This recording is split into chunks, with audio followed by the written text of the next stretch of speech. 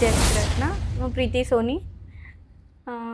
મારા અનુભવ કહું તો હું જ્યારે 2008માં મારા મિસ્ટર સીએ નહોતા થતા અને બધા મને કે કરતા હતા કે તું મનોજ હવે છોડી દે, તું સીએ નહીં થાય.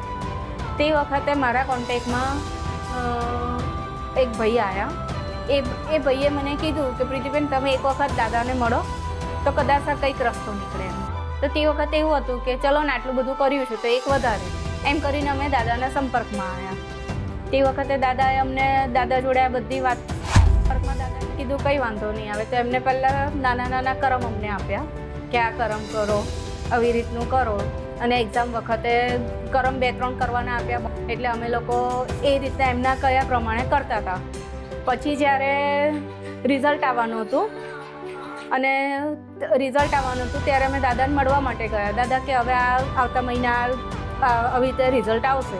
તો દાદાએ તારીખ આપી હતી. તો જે તારીખે આવવાનું હતું એના દાદાએ જે તારીખ આપી હતી તો રિઝલ્ટ ત્યાં પણ લેટ થયું, અને જે તારીખે આવવાનું હતું એ તારીખે અમારે સીએ ફાઇનલનું રિઝલ્ટ આવ્યું અને રિઝલ્ટ પણ પોઝિટિવ આવ્યું.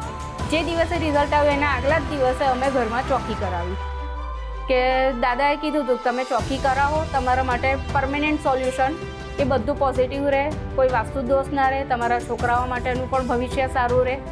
અને અમે એમના પર એટલો વિશ્વાસ અમને થઈ ગયો હતો કે અમે પરમેનન્ટ સોલ્યુશન માટે ચોકી કરાવી ઘરમાં. અને બીજા જ દિવસે એમનું પોઝિટિવ રિઝલ્ટ આવી ગયું. સારામાં સારા પર્સન્ટેજે પાસ પણ થઈ ગયા અને અમને લોકોને દાદા પર વિશ્વાસ આવી ગયો. 2012થી આજની તારીખમાં અમે કંઈ પણ કામ કરીએ છીએ, કશું પણ કરીએ છીએ, નાની મોટું કોઈ પણ પ્રોબ્લેમ હોય છે તો અમે દાદાના ટચમાં રહીએ છીએ અને દાદાને જે કરમ આપે છે એ કરમ કરીએ છીએ અને એકદમ વિશ્વાસ સાથે. અમારે જૂનાગઢમાં અમે 2012માં ચોકી કરાવી હતી. ત્યાર પછી અમારે એ ઘર તોડીને મારા સસરાની બહુ ઈચ્છા હતી કે તમે નવું ઘર બનાવો. તો અમે એ ઘર તે વખતે અમારે ફાઇનાન્શિયલ કન્ડિશન બિલકુલ નથી કે અમે એ તોડીને નવું કરાવીએ. એટલે મારા સસરાની બહુ ઈચ્છા હતી તો અમે ડીલે કરતા હતા. પણ હવે કુદરતી દાદાએ કીધું કે વાંધો નહીં, તમે કામ ચાલુ કરો, પાછળ દાદો બેઠો છે. ત્યારે અમે 2018માં અમે નક્કી કર્યું અને તે વખતે અમે કામ ચાલુ કર્યું. અને તે વખતે ફરીવાર અમે એ જ ઘરની નવેસરથી જમીનમાં મોટી ચોકીનું ને દાદાએ અમને કરમ આપ્યું, એ બધા કરમ પણ કર્યા અને ચોકી કરાવી. તો ત્યાર પછી અમારે અત્યારે 1.5 કરોડનું મકાન છે.